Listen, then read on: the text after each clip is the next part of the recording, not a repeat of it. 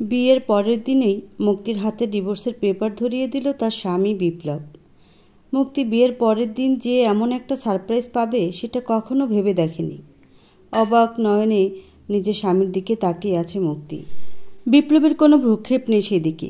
মুক্তিকে চুপচাপ দেখে বিপ্লব রেগে যায়, বলে, এভাবে সঙ্গের মতো দাঁড়িয়ে আছেন কেন? আমি এক্ষুনি কী বললাম শুনতে পাননি? মুক্তির কাছে সব কিছু কেমন যেন স্বপ্ন স্বপ্ন মনে হয়।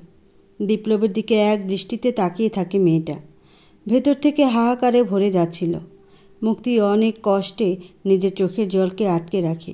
দৃঢ়তার সাথে বিপ্লবকে বলে, আপনি কি আমার সাথে মজা করছেন? বিরক্তিতে বিপ্লবের ভ্রু কুঁচকে যায়। সে সিরিয়াসভাবে বলে, বিপ্লব চৌধুরী কখনো মজা করে না। আমি যেটা বলছি সেটা একদম সত্যি। আমি ডিভোর্স চাই। মুক্তি আর নিজের চোখের জল আটকে রাখতে পারে না। এক নিমেষে তার এতদিনে দেখা স্বপ্ন ভঙ্গ হয়। মুক্তির সাথে তো সেই কোন ছোটবেলা থেকে বিপ্লবের বিয়ে ঠিক হয়ে আছে। বিপ্লব ও মুক্তির বাবা একে অপরের খুব ভালো বন্ধু। সেই খাতিরেই ছোটবেলাতেই তাদের বিয়ে ঠিক হয়ে আছে। মুক্তির মা সে অনেক ছোট থাকতেই মারা যায়। তারপর মুক্তির বাবা আরেকটা বিয়ে করে। মুক্তির সৎমা তাকে সহ্য করতে পারত না। সেই কারণে মুক্তির বাবা মুক্তিকে জোরপূর্বক তার ফুপুর কাছে লন্ডনে পাঠিয়ে দেয়। এক সপ্তাহ আগে নিজের বাবার মৃত্যুর সংবাদ পেয়ে মুক্তি দেশে ফিরে আসে। এরপর কিছু বুঝে ওঠার আগেই মুক্তির সৎমা ও বাকের চৌধুরী বিপ্লবের বাবা তৎপরতায় মুক্তি ও বিপ্লবের বিয়ে হয়ে যায়। মুক্তি একের পর এক এরকম ধাক্কা আর সহ্য করতে পারছিল না। বিপ্লবের কথার কোনো উত্তর না দিয়ে তাই সে দৌড়ে ছাদে চলে যায়। ছাদে এসে ডুকরে কাঁদতে থাকে মুক্তি। এর মধ্যে মুক্তি শুনতে পায় আজানের শব্দ। ফজরের আজানের সময় হয়ে গেছে। মুক্তি কোনো রকমে চোখের জল মুছে উজু করে নামাজের সিজদায় লুটিয়ে পড়ে। আল্লাহর কাছে নিজের সব সমস্যার কথা বলে। আমার সাথে কেন বারবার এরকম হয় আল্লাহ তাআলা? আমি তো কারোর সাথে কোনো অন্যায় কিছু করিনি। প্রথমে নিজের বাবার মৃত্যু, হঠাৎ করে এভাবে বিয়ে, আর এখন বিয়ের পরের দিনই আমি যে আর পারছি না। নামাজ শেষ করে বিছানায় এসে গায়ে এলিয়ে দেয় মুক্তি। তার ভেতরটা একদম পুড়ে ছাই হয়ে গিয়েছিল।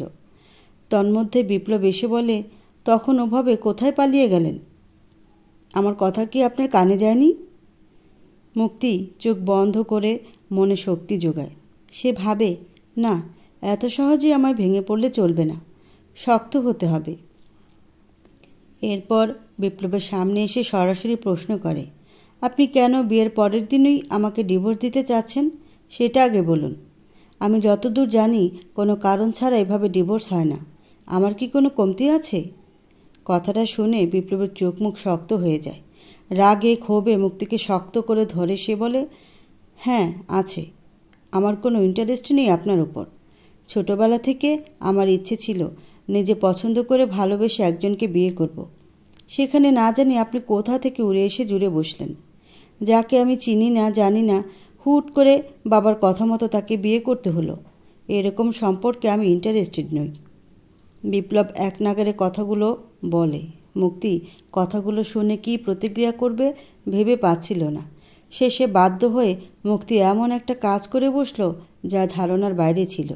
সে সরাসরি বিপ্লবকে প্রস্তাব দেয়, ঠিক আছে, আপনার ইচ্ছেই পূরণ হবে। আপনি আমাকে 1 মাসের সময় দিন। আমি হরফ করে বলে দিলাম এই 1 মাসে আপনি আমাকে ভালোবেসে ফেলবেন। আর যদি ভালো না বাসেন তাহলে আমি নিজেই আপনাকে ডিভোর্স দিয়ে চলে যাব। বিপ্লব মুক্তির কথাটা শুনে বেশ অবাক হয়। সে হেসেই ফেলে কথাটা শুনে, যেন খুব মজার জোক শুনেছে। মুক্তি বিপ্লবকে এভাবে হাসতে দেখে জিজ্ঞাসা করে, হাসছেন কেন আপনি? না, দেখছিলাম যে লন্ডনে থাকা একটা মেয়ে কিভাবে এত বোকা হতে পারে। আমি ভেবেছিলাম আপনি অনেক আধুনিক আর স্মার্ট হবেন। এখন দেখছি সবটাই উল্টো। আমি লন্ডনে বড় হলেও একজন মুসলিম, একজন বাঙালি হিসেবে বড় হয়েছি। আমার ফুপুমণি আমাকে কোনো খারাপ শিক্ষা দেননি। তার শিক্ষাকে কাজে লাগিয়ে আমি চলব। তবে আপনি আমাকে খুব বেশি সহজ সরলও ভাববেন না। আমাকে বাইরে থেকে দেখতে যত নরম লাগে, ভেতর থেকে আমি ততটাই শক্ত। আমি শুধু আপনাকে একটা সুযোগ দিতে চাইছি, কিংবা বলতে পারেন আপনার সাথে 1 মাসের একটা বাজি ধরছি। আপনাকে বেশ ইন্টারেস্টিং লাগছে। ঠিক আছে, আমি আপনার প্রস্তাবে রাজি। দিলাম আপনাকে 1 মাস সময়, দেখি আপনি কী করতে পারেন। মুক্তি বিজয়ের হাসি হাসে। মুক্তিকে এভাবে হাসতে দেখে বিপ্লব ভ্রু কুঁচকে ফেলে। মুক্তি কোনো কিছু না বলে বেরিয়ে যায় রুম থেকে। আজ থেকে যে মুক্তির নতুন লড়াই শুরু। জীবনে অনেক লড়াই করেই তো মেয়েটা বড় হয়েছে। সব লড়াইয়ে ধৈর্য ধরে আল্লাহর নাম নিয়ে গেছে, এবারও তাই করবে। আলেয়া বেগম মন খারাপ করে রান্না করছিলেন। এই বয়সেও বাড়ির সব কাজ তাকে একা করতে হয়। আলেয়া বেগম হলো বিপ্লবের মা, এ বাড়ির কর্ত্রী, কিন্তু কেউ তাকে মানে না। স্বামী ব্যস্ত রাজনীতি আর ব্যবসা নিয়ে। বড় ছেলে আশরাফ ডাক্তার। আশরাফের স্ত্রী স্নেহা পায়ের উপর পা তুলে সারাদিন বসে থাকে। আলেয়া বেগম তাকে অনেক চেষ্টা করেও তাকে দিয়ে কোনো কাজ করাতে পারেন না। বাড়িতে কাজের লোক আছে বই কি, কিন্তু আলেয়া বেগম চান সংসারের কিছু কাজ, যেমন রান্নাবান্না অন্তত বাড়ির বউয়ের করা উচিত। আলেয়া বেগম আশায় ছিলেন যে বিপ্লবের বউ এসে অন্তত এই সংসারের হাল ধরবে, কিন্তু যখন শুনলেন বিপ্লবের বউ লন্ডনে বড় হয়েছে, তখন তার আশাটাও মাটি হয়ে গেল। তিনি ভাবলেন, এ মেয়ে আর যাই হোক সংসারই হবে না। এইসব ভেবেই একা একা রান্না করছিলেন তিনি। ততক্ষণে মুক্তিও রান্নাঘরে চলে আসে। আলেয়া বেগম মুক্তির দিকে অবাক হয়ে তাকান। মুক্তি এক বাঙালি বধূর মতো মাথায় ঘোমটা দিয়ে দাঁড়িয়ে আছে। মুচকি হেসে বলে, আমি কি আপনাকে কোনো সাহায্য করতে পারি মা? মুক্তির থেকে এরকম মিষ্টি ব্যবহার একদম আশা করেননি আলেয়া বেগম। তিনি তো ভেবেছিলেন এ মেয়ে তার বড় বৌমা স্নেহার থেকেও বেশি ফুটানিবাজ হবে। এখন দেখছেন হিসেব পুরো উল্টে গেছে। আলেয়া বেগম হাসি হাসি মুখ করে বলেন, তোমার তো নতুন নতুন বিয়ে হয়েছে, তোমার এখন এসব কাজ করতে হবে না। তাছাড়া তুমি বিদেশে বড় হয়েছ, এসব কাজ কি তোমার দ্বারা হবে? মুক্তি বলে, আমি বিদেশে বড় হলেও আমার ফুপুমণি আমাকে একজন সাধারণ বাঙালি মেয়ের মতোই বড় করেছেন। আমি ছোট থেকেই রান্নাবান্না শিখে আসছি। আলেয়া বেগম বেশ অবাক হন, সাথে খুশিও। তিনি বলেন, আলহামদুলিল্লাহ, তোমার ফুপুর কাছে আমি চিরকৃতজ্ঞ থাকব। কিন্তু মা, তোমার তো নতুন বিয়ে হয়েছে এখনই। এটা তো আমারই সংসার মা, আজ না হোক কাল আমাকে তো এই সংসারের হাল ধরতেই হবে। আজ থেকে না হয় শুরু করি। মুক্তির ব্যবহার আলেয়া বেগমকে মুগ্ধ করে। তিনি আর মুক্তিকে বাধা দেন না। মুক্তি আপন মনে সব কাজ করতে থাকে। আলেয়া বেগম মুক্তির কাজ দেখেই বুঝতে পারেন তার কাজের হাত খুব পাকা। কেমন উপযুক্ত গৃহিণীর মতো সব কাজ করে যাচ্ছে মুক্তি। স্নেহা সকালে ঘুম থেকে উঠেই ডাইনিং টেবিলে এসে বসে আর অর্ডার করে, মা 1 কাপ কফি দিয়ে যান তো। আলেয়া বেগম কফি নিয়ে যেতে যাবে, তখন মুক্তি তাকে জিজ্ঞাসা করে, কে কফি চাচ্ছে মা? স্নেহা, তোমার বড় যা, আমার বড় ছেলে আশরাফের বউ। আপনি দাঁড়ান, আমি যাচ্ছি। আলেয়া বেগম মুক্তির হাতে কফি দেন। মুক্তি কফি নিয়ে গিয়ে স্নেহার হাতে দেওয়ার আগে তাতে অনেক বেশি পরিমাণে চিনি মিশিয়ে দেয়। আলেয়া বেগম কিছু বলতে চাইলে বলেন, আমার উপর ভরসা রাখুন। মুক্তির কথাটা শুনে তিনি আর কিছু বলেন না। মুক্তি কফি নিয়ে গিয়ে সরাসরি স্নেহাকে গিয়ে দেয়। স্নেহা মুক্তিকে কফি নিয়ে আসতে দেখে অবাক হয়, বলে, তুমি বিয়ের পরের দিনই রান্নাঘরে ঢুকে গেছো? শুনেছিলাম তুমি লন্ডনে বড় হয়েছ, এসব কাজ কিভাবে যে করছো? কথা বলতে বলতে কফি মুখে দেয় স্নেহা। একটু মুখ দিয়েই বলে, এইসব কি, এত মিষ্টি কফি খাওয়া যায় নাকি? মুক্তি কফিতে চুমুক দিয়ে বলে, আমার তো ভালোই লাগছে। তোমার যদি ভালো না লাগে নিজে রান্না করে খাও না। তুমি করে বলছি এজন্য কিছু মনে করো না। তুমি তো আমার বড় যা, তাই বড় বোনেরই মতো।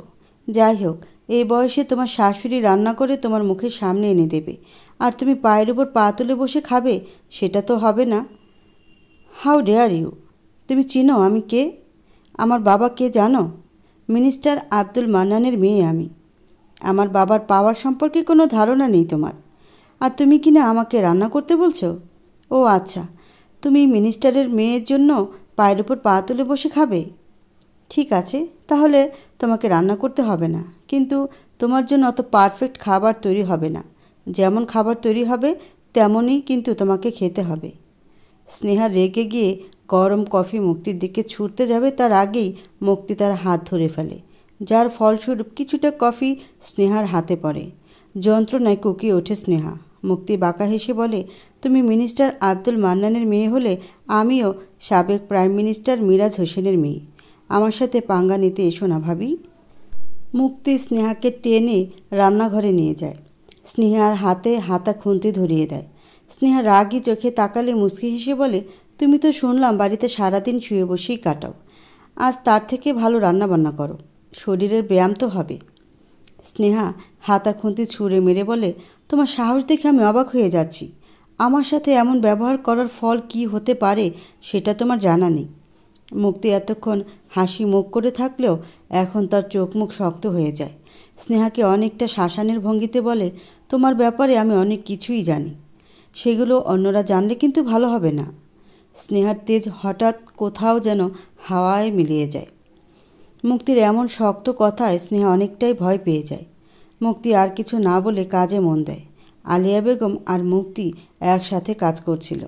স্নেহা দাঁড়িয়ে দাঁড়িয়ে কিছু একটা ভাবছিল। মুক্তি স্নেহাকে এভাবে দাঁড়িয়ে থাকতে দেখে বলে, 10 মিনিট সময় দিলাম, হয় কাজে লেগে পড়ো আর না হয় তোমার। স্নেহা আর কিছু না বলে কাজে লেগে পড়ে। জীবনে এই প্রথমবার কাজ করছে সে। বিরক্ত লাগছে খুব, সাথে রাগও হচ্ছে। কিন্তু স্নেহা অন্তত এতটুকু বুঝতে পেরেছে, এই মুক্তিকে দেখে যতটা সহজ সরল লাগে আসলে ততটা না। মুক্তি খুব ধুরন্ধর একটা মেয়ে, হয়তো সবার সামনে অভিনয় করে চলেছে। নিশ্চয়ই এই মেয়েটার এরকম কাজের পেছনে বড় কোনো উদ্দেশ্য আছে। সেই উদ্দেশ্যটাই স্নেহাকে খুঁজে বের করতে হবে। বিপ্লব নিজের রুমে বসে ল্যাপটপে কাজ করছিল। একটা নতুন প্রজেক্ট নিয়ে খুব ব্যস্ত সে। এমন সময় বিপ্লবের বাবা বাকের চৌধুরী তার রুমের বাইরে এসে বলে, ভেতরে আসবো বিপ্লব? বিপ্লব আরও চোখে নিজের বাবার দিকে তাকায়। এমনিতে বাবার সাথে তার খুব ভালো সম্পর্ক, কিন্তু হঠাৎ করে তার অমতে মুক্তির সাথে বিয়ে দেওয়ার জন্য খুব রাগ হচ্ছে নিজের বাবার উপর। তবুও বিপ্লব বলে, হ্যাঁ এসো। বাকের চৌধুরী এসে বিপ্লবকে কাজে ব্যস্ত দেখে বলে, অফিসের কাজের প্রেশার নিশ্চয়ই বেড়েছে? হ্যাঁ, একটা নতুন প্রজেক্টে কাজ করতে হচ্ছে। দেখো বিপ্লব, আমি তোমার বাবা। আমি যা করি তোমার ভালোর জন্যই করি। আমি আগেও তোমাকে আর তোমার ভাইকে বলেছিলাম রাজনীতিতে এসো, তোমাদের সামনে অনেক সুন্দর ভবিষ্যৎ হবে। কিন্তু তোমরা যে যার নিজেদের মতো পেশা বেছে নিলে, তার প্রতিশোধ তো তুমি নিয়েছ আব্বু। আমাদের দুজনকেই আমাদের অমতে নিজের রাজনৈতিক ফায়দা হাসিলের জন্য বিয়ে দিলে। প্রথমে ভাইয়ার অমতে মন্ত্রীর মেয়ের সাথে তার বিয়ে দিলে, আর এখন আমাকেও। তোমরা একটু কম বোঝো সব কিছু। যাই হোক, এখন এইসব ব্যাপারে কথা বলতে আসিনি। সামনে ইলেকশন, আমি চাই তুমি এবার ইলেকশনে দাঁড়াও। হোয়াট? কি বলছো এসব তুমি? আমি আর ইলেকশন? আব্বু, তুমি জানো আমার নিজস্ব একটা ক্যারিয়ার, একটা স্বপ্ন আছে। এমনিতে জোর করে আমাকে বিয়ে দিয়ে দিলে, এখন আবার জোর করে আমাকে রাজনীতিতে যুক্ত করতে চাও? নয়, আমি আর তোমার কোনো কথা শুনবো না। জানতাম তুমি এমন কথাই বলবে, কিন্তু ভুলে যেও না আমি তোমার বাবা। তোমাকে কিভাবে রাজি করাতে হবে সেই উপায় আমার জানা আছে। কথাটা বলে অদ্ভুতভাবে হেসে রুম থেকে বেরিয়ে যায় বাকের চৌধুরী। বিপ্লব বুঝতে পারে তার বাবার মনে কিছু একটা তো চলছেই। মুক্তি খাবার হাতে নিয়ে দরজার বাইরে দাঁড়িয়ে আছে। বিপ্লব বলে দিয়েছে সে এখন কাজে ব্যস্ত আছে, ডিনার করতে নিচে ডাইনিং টেবিলে যেতে পারবে না। তাই যেন বিপ্লবের খাবার উপরে তার রুমে পাঠিয়ে দেওয়া হয়। বিপ্লব এখনও মুক্তিকে দেখেনি। মুক্তি সামান্য কেশে বলে, ভেতরে আসবো? বিপ্লব মুক্তিকে দেখে বিরক্তির সুরে বলে, আপনি কেন এসেছেন? এই বাড়িতে কি আর কেউ ছিল না?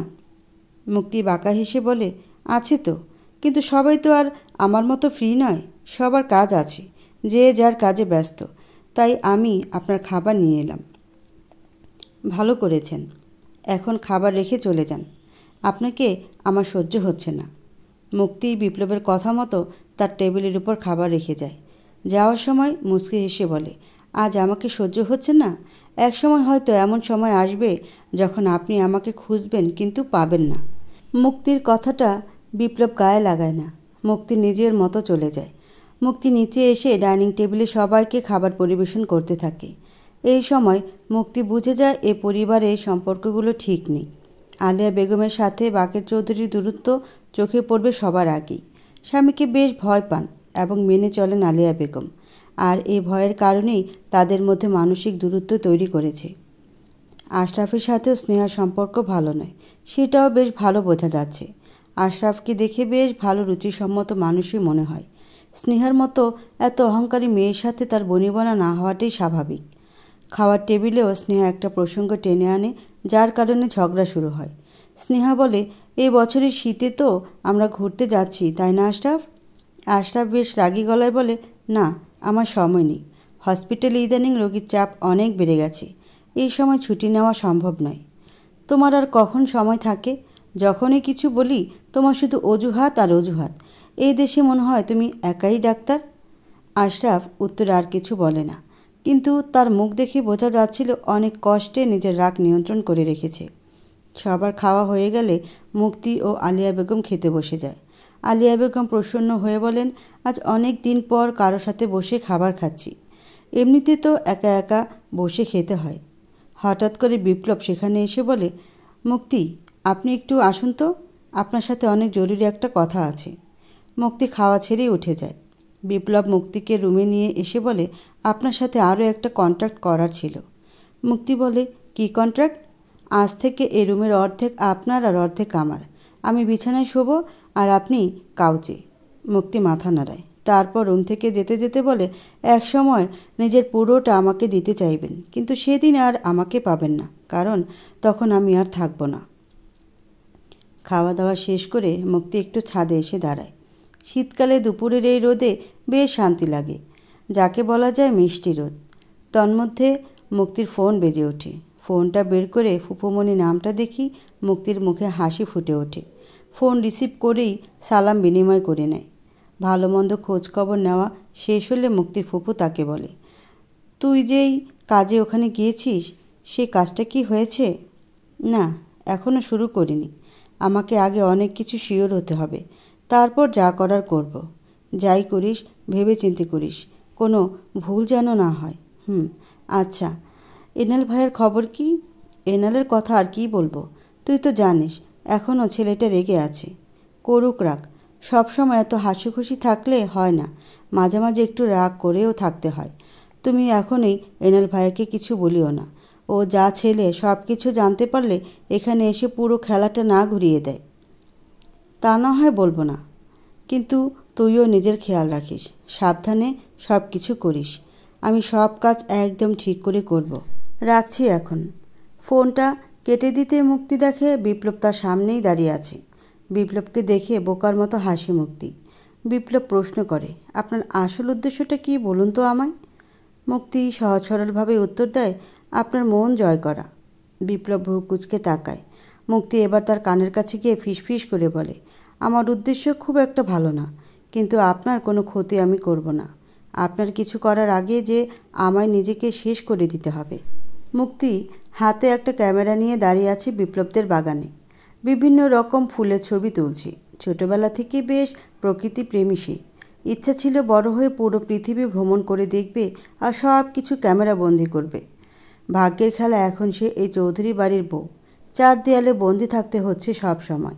হঠাৎ করে মুক্তি খেয়াল করে কেউ দূরে দাঁড়িয়ে গভীরভাবে তাকে পর্যবেক্ষণ করছে। মুক্তি বুঝতে পারে সে কে। মুচকি হেসে বলে, আমার উপর নজরদারি করে কোনো লাভ নেই। আমার ডান হাতের খবর আমার বাম হাত জানে না, সেখানে অন্য কেউ আমার ব্যাপারে কিভাবে জানবে? মুক্তি ছবি তুলতেই ব্যস্ত ছিল। কারো পায়ের শব্দে পিছনে ফিরে তাকাতেই আলেয়া বেগমকে দেখে মুক্তি। আলেয়া বেগম মুক্তিকে এইভাবে ক্যামেরা দিয়ে ছবি তুলতে দেখে বেশ খানিকটা অবাক হয়েছেন। মুক্তি বলে, আমার আসলে ছবি তুলতে খুব ভালো লাগে। আলেয়া বেগম কিছু না বলে চলে যান। মুক্তির কেমন যেন লাগে ব্যাপারটা। আলেয়া বেগম এভাবে কেন চলে গেল, হিসাবটা ঠিক মিলাতে পারছে না। আজকাল সব কিছুই মুক্তির কেমন জানি অদ্ভুত লাগে। মুক্তি নিজের ক্যামেরায় একটি ছবি দেখে বলে, তোমার জন্যই তো এত কিছু করছি আমি, তুমি তো আমাকে ছেড়ে চলে গেছো।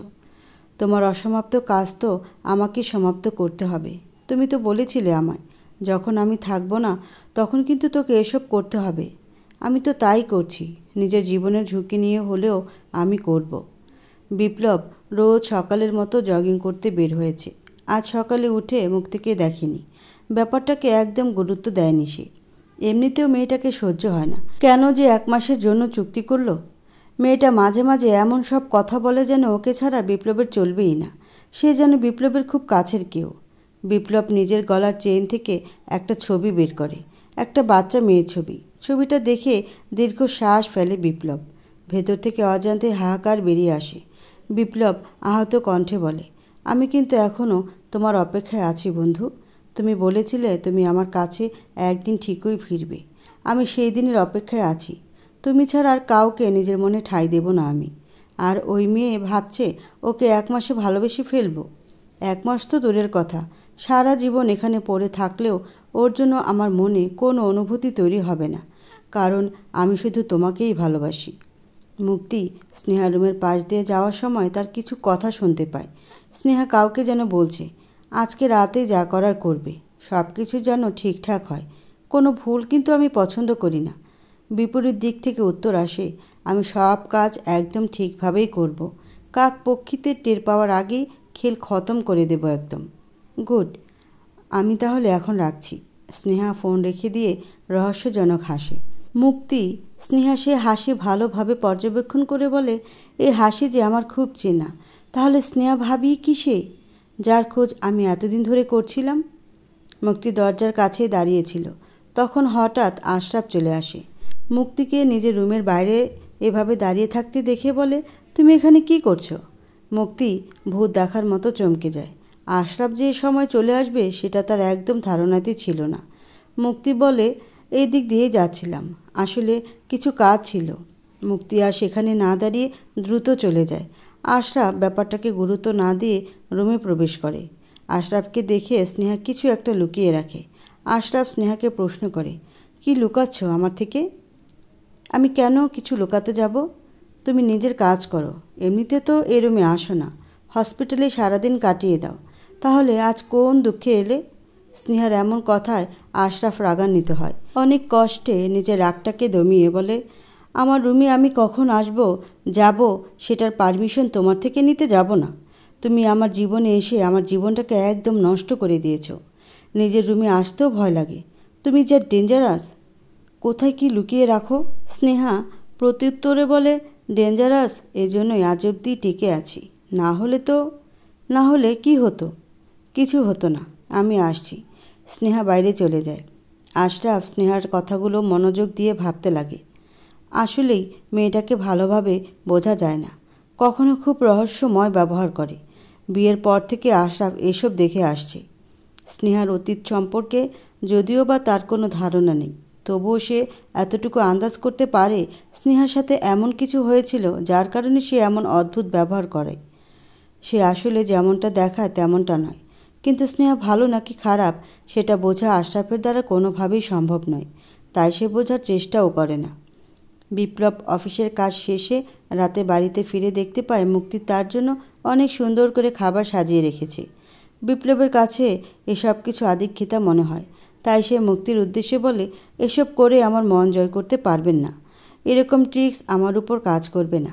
মুক্তি বিনিময়ে হেসে বলে, এটা কোনো ট্রিক্স নয়, এটাকে কেয়ার বলে। এসব করে কি প্রমাণ করতে চাইছেন?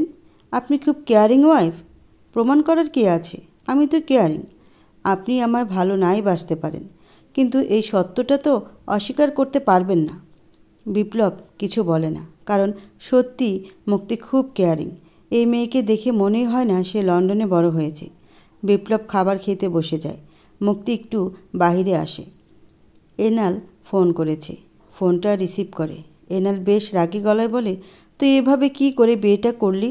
তুই এভাবে ঠকাতে পারলি? ভালোবাসার কোনো মূল্য নেই তোর কাছে? আজ ভালোবাসার থেকে তোর উদ্দেশ্যটাই বড় হয়ে গেল। মুক্তি বলে, শান্ত হ ভাইয়া, আমার কাছে ভালোবাসার মূল্য আছে, কিন্তু সবার আগে আমার উদ্দেশ্য। তুমি তো জানো যে কত বড় একটা নোংরা শিকার হতে হয়েছিল আমায়, এখনও হতে হচ্ছে। আমি চাই এই নোংরা খেলাটা বন্ধ করতে। রাজনীতির এই নোংরা খেলায় কত মানুষের জীবন গেল, তার মধ্যে আমার বাবাও অন্যতম। আমার মনে হয় না তার মৃত্যুটা স্বাভাবিক। এনাল অধৈর্য হয়ে প্রশ্ন করে, ডাক্তারি রিপোর্ট তো তাই বলছি। তাহলে তোর কিসের সন্দেহ? আর কার উপর সন্দেহ? আমার সন্দেহ মিসেস জামিলার উপর। আমার সৎ মা মিসেস জামিলা, মহিলাটাকে বরাবরই আমার সন্দেহজনক মনে হয়। এনাল বলে, আমি খোঁজ নিয়ে তোকে বলছি। এরপর থেকে আমাকে না জেনে কিছু করবি না। মনে রাখবি, তোর প্রত্যেকটা নিঃশ্বাসের খবর আমাকে দিতে হবে। মুক্তি মুচকি হেসে ফোনটা কেটে দেয়। তারপর বলে, সেটা সম্ভব নয়, কারণ তোমাদের থেকে অনেক কিছুই আমি লুকিয়েছি। তোমরা আমার ব্যাপারে বা এ রহস্যের ব্যাপারে যা জানো সেটা তো সব নয়। আমার রহস্যের শিকড় যে অনেক গভীরে লুকায়িত আছে, সেই শিকড় পর্যন্ত তোমরা কেউ পৌঁছাতে পারবে না, আর আমি চাইও না তোমরা পৌঁছাতে পারো। দূর থেকে দাঁড়িয়ে কেউ একজন মুক্তির উপর নজর রাখছিল। সে বলছিল, তোমার ব্যাপারে সব কিছু আমি জানি।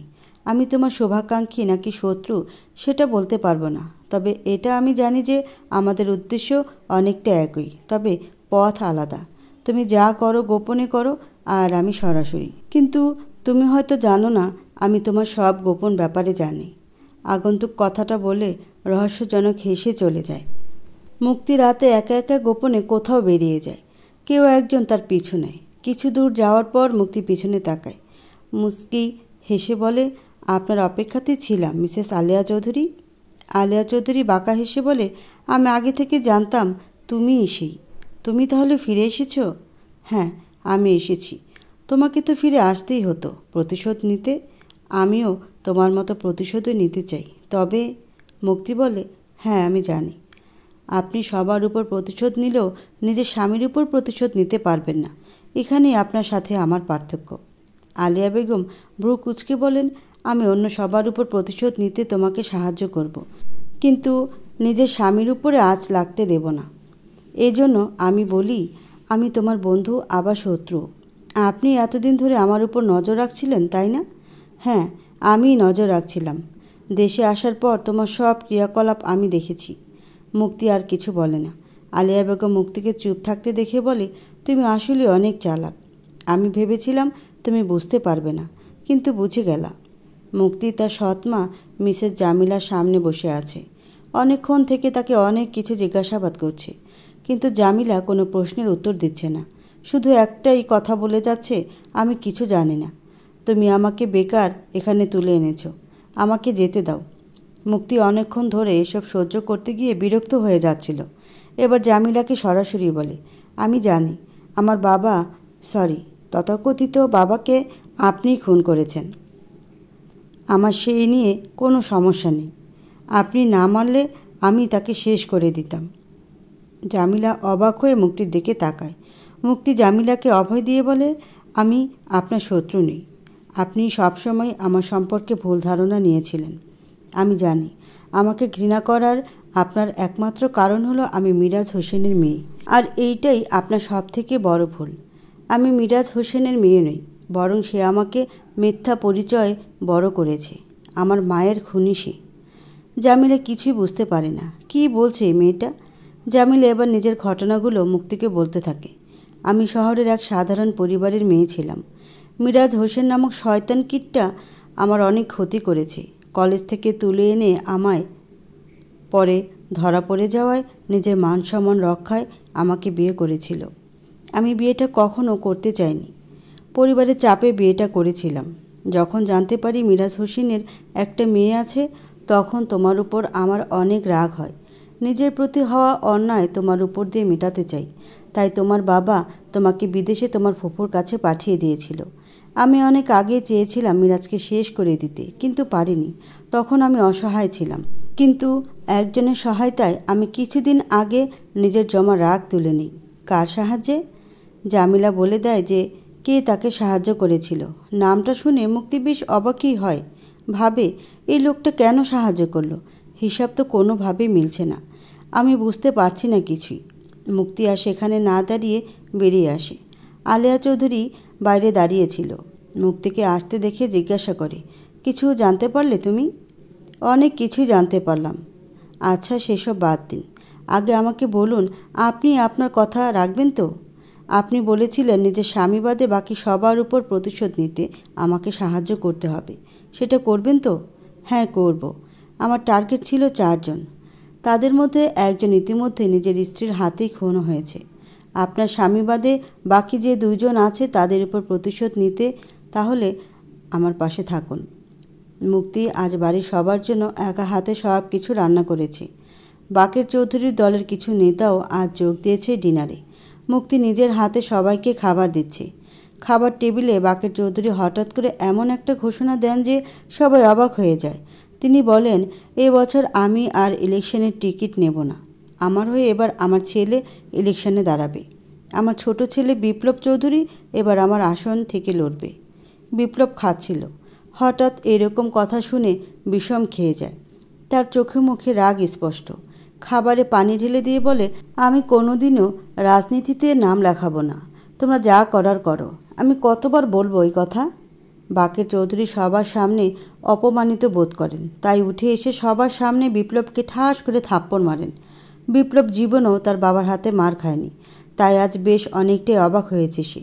এতগুলো মানুষ সামনে এত বড় ছেলেকে থাপ্পড় মারার কারণে স্বাভাবিকভাবেই সে অপমানিত হয়। বিপ্লব সঙ্গে সঙ্গে নিজের রুমে চলে যায়।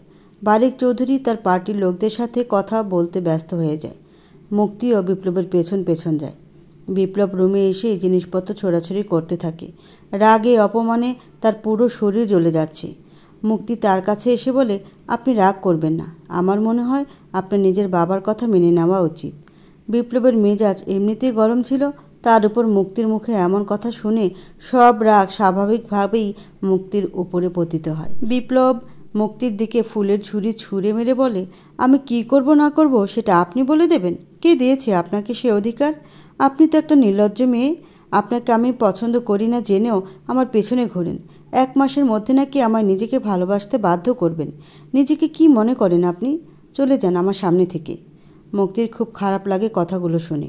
ভালোবাসার মানুষ যখন এরকম কটু কথা বলে তখন কারোই বা ভালো লাগে। মুক্তি চেয়েছিল বিপ্লব রাজনীতিতে আসুক, কারণ সে জানে বিপ্লব অনেক ভালো একজন মানুষ। সে রাজনীতিতে এলে সাধারণ মানুষের ভালোর জন্যই কাজ করবে। কিন্তু বিপ্লব তো কিছুই বুঝতে চাইছে না, তাই মুক্তি আর কথা না বাড়িয়ে চলে আসে। বাইরে এসে নিঃশব্দে নিজের চোখের দুফোঁটা অশ্রু বিসর্জন করে। বলে, বিপ্লব এমন করবে আমি জানতাম, তবুও কেন জানি ওর এরকম ব্যবহার আমার সহ্য হচ্ছে না। ভালোবাসি তোমাকে আমি বিপ্লব। আমার ভালোবাসা তুমি বুঝতে পারছো না, কিন্তু একদিন ঠিকই বুঝবে। দেখো, বেশি দেরি না হয়ে যায়। নতুন দিনের আভাস দিয়ে সূর্যের আগমন। মুক্তি ভোরে উঠে নামাজ আদায় করে বাড়ির বিভিন্ন কাজে ব্যস্ত হয়ে পড়ে। আলিয়া বেগমের সাথে কাজের ফাঁকে কিছু পরিকল্পনাও করে নেয়। আজ রাতে একটি বড় কাজ করতে হবে তাদের। মুক্তি কাজ করে এসে বিপ্লবের রুমে ঢুকে দেখে তা সব জামাকাপড় অগোছালো করে রেখেছে। মুক্তি সেই সব জামাকাপড় গোছাতে গোছাতে একটি শার্টের পকেটে বিপ্লবের লকেটটা পায়। কৌতূহলবশত লকেটটা খুলে দেখে। লকেটটা খুলতেই একটা বাচ্চা মেয়ের ছবি দেখতে পায়। ছবিটা ভালো করে দেখে মুক্তি, বুঝতে পারে এটা কার ছবি। বিদ্রুপের হাসি হেসে বলে, আমার ছবি আজও লকেটে রেখে দিয়েছ? কিন্তু আমায় চিনতেই পারলে না এখনও। হঠাৎ করে বিপ্লব রুমে আসে। রুমে এসে মুক্তির হাতে লকেটটা দেখে তার প্রচুর রাগ হয়। এমনিতেই গতকাল রাতের জন্য রেগেছিল, তার উপর আজকে মুক্তির হাতে লকেট তার রাগ বাড়িয়ে দেয়। সে নিজের জ্ঞান হারিয়ে সোজা এসে মুক্তিকে থাপ্পড় মারে। মুক্তি তাল সামলাতে না পেরে পড়ে যায়। বিপ্লব লকেটটা ছিনিয়ে নিয়ে বলে, আমার অনুমতি ছাড়া আমার জিনিসে হাত দিয়েছেন কোন সাহসী? ফার্দার আর এমন ভুল করবেন না, না হলে টানতে টানতে আপনাকে বাড়ি থেকে বের করে দেব। কথাটা বলে বিপ্লব চলে যাচ্ছিল, তখনই মুক্তি একটি গানের কিছু কলি বলে, বুঝবি তুই খুঁজবি তুই যখন আমি থাকবো না, হাত বাড়িয়ে ডাকবি তুই আর তো ফিরে আসবো না।